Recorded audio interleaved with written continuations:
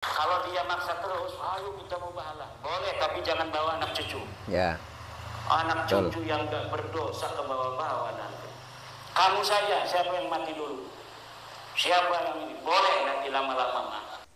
Beberapa waktu yang lalu itu rame dan viral di media sosial karena ada seorang Habib yang sudah melakukan tes DNA dan hasil tes DNA-nya itu dipublikasikan di salah satu stasiun YouTube, yakni pada Suka TV. Habib tersebut bernama Habib Agus. Tentu saja hal itu membuat orang terkesima. Orang mengapresiasi karena ada seorang Habib yang berani melakukan tes DNA, kemudian berani mempublikasikan hasil tes DNA-nya. Namun sebagaimana dugaan masyarakat di Indonesia, ternyata benar haplogrupnya adalah G. Tapi setelah publikasi tersebut, yang disayangkan adalah ungkapan dari Habib Agus tadi. Setelah tes DNA-nya muncul dan haplogrupnya G, dia tetap bersikukuh bahwa klan Ba'alwi adalah keturunan Nabi. Padahal haplogrupnya itu jelas G. Dan yang sangat disayangkan, si Habib tadi itu malah justru menantang untuk sumpah laknat atau mubahalah bagi siapa saja yang tidak percaya bahwa nasab Ba'alwi tersambung kepada Kanjeng Nabi.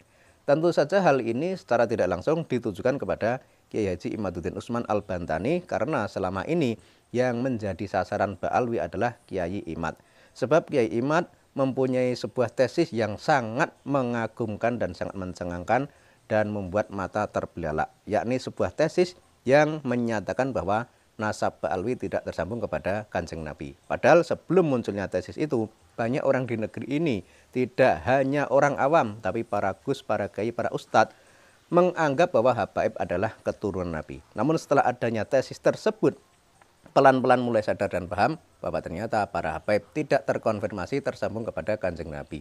Dan di sini malam tadi ketika ceramah di Pasuruan, Kiai Haji Imaduddin Usman Al-Bantani merespon atau mereaksi ucapan dari Habib bernama Agus. Karena Habib Agus tadi mengatakan bahwa dia menantang siapapun yang tidak percaya bahwa nasab Ba'alwi tersambung kepada Kanjeng Nabi untuk melakukan sumpah laknat atau mubahalah. Kita simak jawaban dari Kiai Haji Imaduddin Usman Al-Bantani berikut ini. Mau mengaku sebagai cucu Nabi, ya silakan aja. Ada yang ngajak mubahalah sama saya. Namanya Agus Abu Bakar Al-Habsyi. Ayo mubahalah, siapa yang kenal anak Allah? Enggak mau saya. Ya, ini kenapa? Saya kalau bermubahalah dengan yang sudah jelas begitu, saya zalim hukumnya. Orang saya sudah tahu kok. Kayak tadi tuh, orang tuanya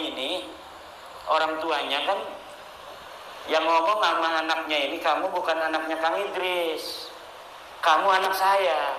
Nggak mau, saya anaknya Kang Idris. Mubahalah, siapa yang dapat laknat Allah? Jelas ibunya ini nggak bakal mau, karena ibunya tahu ini anak dia. Kalau dia mau mubahalah, anaknya yang akan celaka. Saya kepada habaib itu begitu. Nggak mau saya melihat habaib itu membawa-bawa nama anak keturunannya untuk celaka. Nggak mau saya. Tapi kalau untuk hanya dia saja misalnya, mungkin lama-lama akan saya layani itu kalau dia maksa-maksa terus. Kalau dia maksa terus, ayo kita mubahalah. Boleh, tapi jangan bawa anak cucu. Ya. Anak cucu yang gak berdosa ke bawah-bawah nanti. Kamu saja, siapa yang mati dulu? Siapa yang ini? Boleh nanti lama-lama mah. Tapi sekarang saya masih nggak mau. Kenapa? Karena memang itu bukan tujuan saya untuk membuat mereka itu menjadi orang terlaknat. Bukan. Saya hanya kasih tahu ini kewajiban ilmiah. Bahwa saya tahu kamu bukan cucu Nabi. Wow, kamu pemecah belah umat. Kamu unyil. Kamu Yahudi pesek. Nanti dulu, jangan marah-marah. I love you. Aku cinta padamu.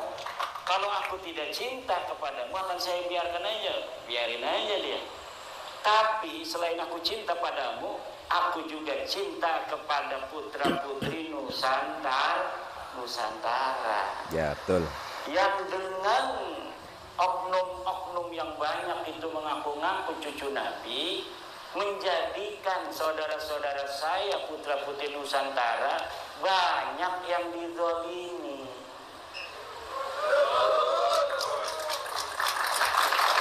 Setelah saya tahu kamu bukan cucu Nabi, dan masih banyak saudara-saudara saya yang mengakuinya, walaupun dengan mengakuinya itu mereka rugi dunia akhirat, kewajiban saya untuk mengatakan dan merayu, mendakwahi, menasehati, mewasiati saudara-saudara saya. Mereka bukan cucu Nabi. Kalau kamu mah urusannya, masalah kamu itu urusan sendiri. Mau ngaku ya itu kan kebebasan di dalam meyakini sesuatu. Tetapi kalau hubungannya dengan saudara-saudara saya, Mukibin, ini kan saudara saya Mukibin ini mantan Mukibin, ini mantan Mukibin, ini mantan Mukibin, ini mantan Mukibin besar ini. Saya mantan Mukibin juga. Banyak yang pernah kita berikan karena kita mengharapkan cinta kepada Rasulullah dan cintanya Rasulullah kepada kita. Kemudian kita memberi sesuatu kepada orang yang mengaku keturunannya, walaupun kita juga punya riwayat sebagai keturunannya, tapi kan kita tidak mengaku-ngaku. Kita mati pegang aja sendiri, bisa jadi nanti akan ketemu Rasulullah, diaku sebagai anak cucu benar. Alhamdulillah. Lebih baik kita deg-degan apa benar apa bukan ini silsilah orang tua kita. Tapi kemudian kita karena benar apa tidak begitu, kemudian kita tidak mengaku-ngaku di hadapan orang. Lalu ketika ketemu Nabi, wahai cucuku sini duduk bersamaku. Daripada orang yang tiap hari ngaku-ngaku sebagai cucu Nabi, marah kalau bukan apa dibilang bukan cucu Nabi, pas ketemu Nabi, wahai kakekku, kakek moyangku, saya bukan kakek kamu. Daripada digituin, malu-maluin. Betul atau tidak? Dan saya kalau tidak yakin apa yang akan saya sampaikan ke masyarakat itu sebelumnya itu adalah kemaslahatan, saya tidak akan sampaikan.